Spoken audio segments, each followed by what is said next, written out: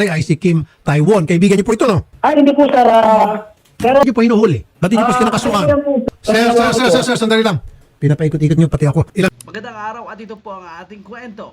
Isang Koreano ang posibleng makulong, magmulta at posible pang ma-deport o mano ayon kay Senator Rapi Tulfo dahil ang ilang complainant ay hindi o mano inaaksyonan ng mga pulis sa kanilang lugar. Kaya lumapit na sila kay Senator Rapi Tulfo. Naku po, agad naman sinabo ni Senator Rapi Tulfo ang pulis dahil tila ba lumalabas na kinakampihan pa mga kababayan po natin itong Koreano na ang ating mga kababayan hindi lang minamalit ay binabastos pa dahil may mga bodyguard pala ito na malalaki ang katawan.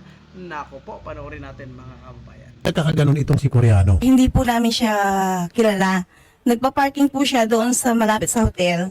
Dumadaan po siya doon. Every time po na dumadaan siya, lasing, kasama niya po yung mga bouncer. Bouncer niya? Opo, Kasi may negosyo din siya. Anong negosyo niya po? Biking po, bar. Biking bar. Kasama yung mga bouncer niya, Tapos po, lagi po niyang pinagtitripan yung mga therapist ko. Ang akala niya, yung bar niya, kagaya po nung sa amin. akala niya kakumpetensya kayo. Hindi po. Kasi yung therapist ko, hindi po kami nagpapalabas, sir. Walang extra service. Kasi bawal po yung sarili yun namin eh. Okay, sige po. Tapos, Pero siya nagpapa-extra service. opo. Abay, dito po pasara sila. natin. Bar po yung kanila, sir. Ano Ilang po? beses na pong na-raid yun eh. Saan lugar po? Baka type niya itong mga alaga ni Madam kaya siguro pinagtitripan itong Koreano. Abay, magaganda naman kasi itong mga alaga ni Madam at syempre baka iba yung iniisip ng Koreano hindi lang masahe kundi extra service ang kanyang kagustuhan siguro dito. Naku po, may mga chicks naman siya na alaga bakit pa kaya itong kay Madam pa ang kanyang mga gusto. At ang pinagtataka umano nitong may-ari ay ang lady boy ang kanyang talagang trip na trip. Naku po.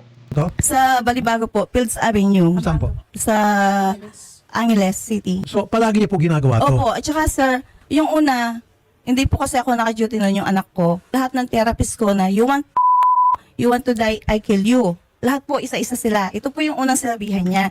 Tapos, sumunod na gabi, Nagsumbong kayo sa police after that? nagsumbong po Ano kami. ginawa ng police? Pinapunta po kami sa barangay. Ngayon, punta kami ng barangay. Pinabalik po kami uli sa polis.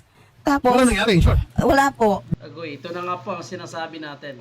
Kapag hindi umaksyon ang pulis, nako sigurado madadali ka talaga kay Senator Rapi Tulfo. Lalo na, foreigner po Foreigner, Koreano, yun ang aapi sa ating kapwa Pilipino. Tila ba kinakampihan pa ng mga pulis, mga kababayan? Binalik-balikan para kayong Kumbaga, ping-pong. pinasapasa. Nung pangalawa, sir, nag-take siya ng picture. Sino po nagtayo ng picture? Si Koreano, kasama niya po yung isang Koreano din. Tapos sabi ko, bakit kailangan yung i-take ng picture yung shop ko? Ano bang problema? Tapos sabi po ng mga bouncer, lasing lang siya, huwag niya ng patulan. Tapos third time, sir, nagpicture na naman siya. Tapos doon niya na naman nanggulo na naman siya doon. Pang port na panggugulo niya, yun na yung grabe, So, every sir. time na Opo, gumagawa siya sir. ng gulo, At saka, sa barangay. pinagmamayabang niya, may mga bouncer siya. Mayabang siya kasi may mga bodyguard siya, sir. Yung mga bodyguards niya? Wala naman po. Pero mga bouncer malaking Oo, katawan. kita malalaking ko sa video. katawan. Okay. Tapos, ito po yung gusto niya saktan sana, kaso hindi niya nasaktan. Bakit niya gusto saktan? Galit po siya sa mga ladyboy. Ang problema ko, sir, bakit siya nag... Baka may bad experience yun, sa mga ladyboy, mga kababayan. Kaya siguro sobrang galit sa ladyboy. galit sa mga ladyboy? Wala namang ginagawa. Yung mga masahista ko, yung mga ano... Didi-discriminate niya. may sununtok pa nga po yung na ladyboy doon Yung mga ladyboy na yun, pumunta po sa amin, nagkwento na binugbog siya. Tapos, nung nahabol ko siya, nung time na yon kasi papasok po ako sa shop ko, nahabol ko siya nung time na yun, sir.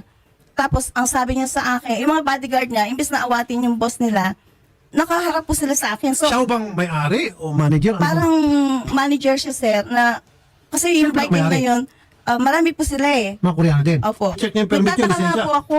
Siyempre, buti hindi po binigay nung anak ko. Tapos ang ginawa ko po, sir, sabi kong ganun, huwag niyong ibigay kahit na ano kasi hindi ako naka-duty nung time na yun. May sakit po ako noon Opo. Tapos, ang pinagtataka ko, sino po siya para kunin yung permit ko at kunin yung mga ID nila. Walang karapatan po siya. Opo. At sa totoo, sir, kumpleto po yung mga ID ng mga Ma'am, yan. it doesn't matter. Regardless. Opo. Wala siyang karapatan na manita.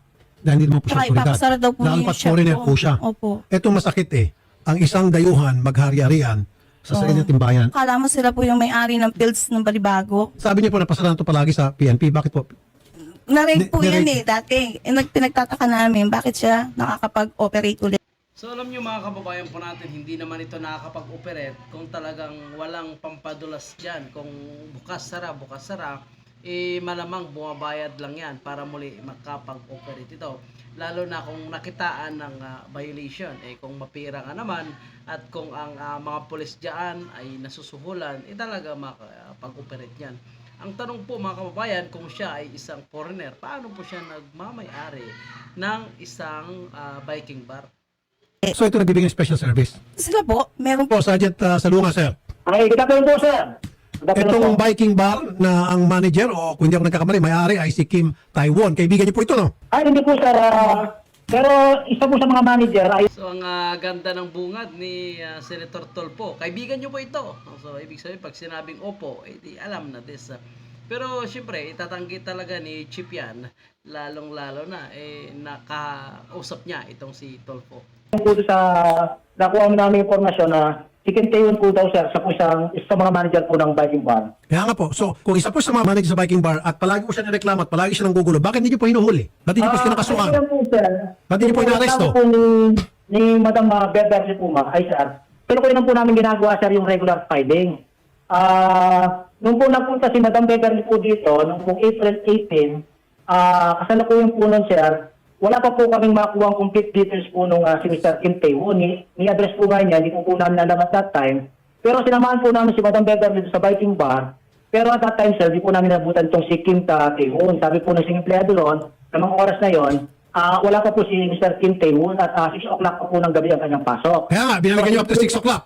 Nung po nag-usap po kami ni Madam Beverly po, na balikan na lang namin, para makausap namin itong si Mr. Kim Tae-won at para makuha rin namin yung complete details niya dahil ididemanda po raw siya ni Madam Beverly, ni Gaspi. Tapos po nung bumalik po dito sila Madam Beverly, para po sana punta na namin po si Mr. Kim Tae-won. Kasalukuyan naman, sir, meron po kaming isang insidente na meron po sa aming namatay. Sir, sandali lang. Pinapaikot-ikot niyo pati ako. Ilang beses nagsumbong itong si Ma'am Beverly sa inyo? So basta mga ganitong palusot po ng pulis, alam naman po natin na talagang pinapaikot-ikot lang itong si Senator Rapi Tolpo. Ngunit dahil sa veterano na nga itong si Tolpo sa pakikipag-usap at mga diskarte ng mga pulis, abay sinupalpal na po mga kababayan po natin. Yan ang hirap sa ating bansa Kung sino pa ang kababayan po natin, mas kinakampihan pa yung mga foreigner. Sa ibang bansa hindi po ganoon mga kababayan po natin. Pag foreigner ka talaga, kapag nakaaway mo ang kanilang lahi, talagang yari ka, talagang ikaw pang ikukulong, mababaliktad pa ang reklamo mo. Samantala sa ating bansa, baliktad po ang foreigner, ang pinapaboran. Ano ba yan? Tungkol sa ginagawang pangaharas at pagbabanta nitong si Kim Taiwan.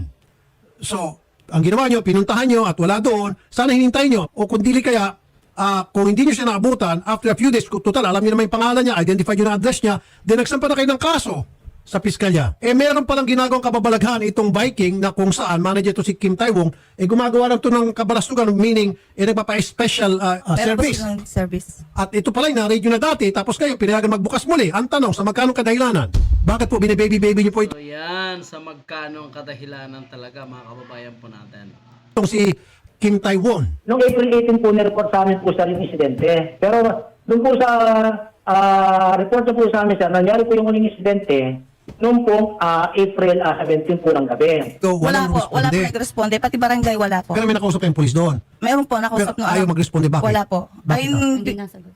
hindi po nila pala sinasagot. Walang sumagot. Walang sumagot. Nagre-ring yung nila pero walang sumasagot. Pero nung pumunta ka doon, in fairness Meron naman, po, na po ako ni so, sir. sinamahan ka. Opo. Pumunta doon sa biking. Opo. Pagdating sa biking, Wala po si Sir Taiwan. okay, paano yung mga bouncer? Hindi niya, Yung mga bouncer po mahihiyabang hindi niya dinampot kasi kasama yung sa Kaya nga po, pero Hindi niya. So dahil mukhang mahina po itong action nga po ng mga pulis, ay lumapit na nga po itong Senator Rapi Tolpo sa pinaka-regional director para humingi ng tulong dahil mukhang nahihinaan po siya dito kay PAMS Bernardo Salonga at pinaghihinalaan patuloy ni Senator Rapi Tulfo imposibleng nasusuhulan.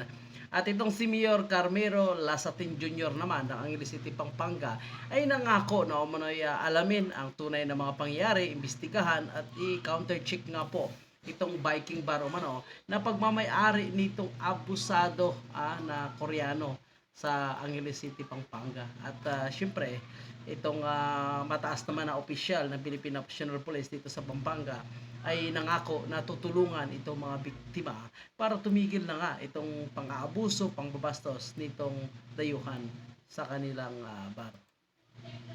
Sir Rafi, opo. Okay, makipagtulungan po kayo, sir, sa immigration para ito naman pong mga kababayan natin na naapi, makakamit man po ng tamang hustisya. Ano po, Colonel, sir? Yes, Sir Rafi, kami po ay makikipagtulungan po sa ating. So kaya na nga po mga kababayan po natin. So dapat talaga ay makipagtulungan ang ating kapulisan para ikulong, magbayad o i-deport na itong Koreano na nang-aabuso sa ating bansa. Maganda yan kasi nakatulong sana sa ating ekonomiya, pero hindi lang tulong ang dala eh. May dalang perwisyo eh. Kaya dapat lang po itong mga foreigner na naghahari-harian sa ating bansa, sila dapat ay palayasin dito. At hindi na po dapat kinakampihan ng ating kapulisan, pero hindi kasi natin yan may iwasan, lalo na kung nakakatanggap po sila ng padulas, mga kababayan po natin. Kaya itong mga pulis na tumatanggap na pakupal-kupal, patamat-tamat, dapat sibakin na ito sa kanilang serbisyo. Although minsan hindi may iwasan na nababastos sila ni Senator Rapi Tulfo, pero I think deserve po nila na mabastos kung sila po ay hindi gumagawa ng maayos at tapat sa kanilang trabaho. Pero kung tapat naman sila, nagsakripisyo para sa ating bansa, mali po na sila ay bastusin ng ating senador. Pero depende kasi ang mga pangyayari kung bakit sila nababastos at nasisigawan ni Senator Rapi Tulfo. Pero sa ganitong pagkakataon, pabor po ako sa ginawa ni Senator Rapi Tulfo na talagang pinaamin na itong pulis kung talagang tumatanggap siya ng bayad o kung talagang kaibigan niya nga itong Koreano. So sa karagdagang update, huwag kalimutan mag-follow, mag-subscribe sa ating social media platform at abangan po natin kung ang Koreanong ito ay mapapauwi ba, madideport ba, magmumulta ba, makukulong. So abangan po natin yan, mga kwento.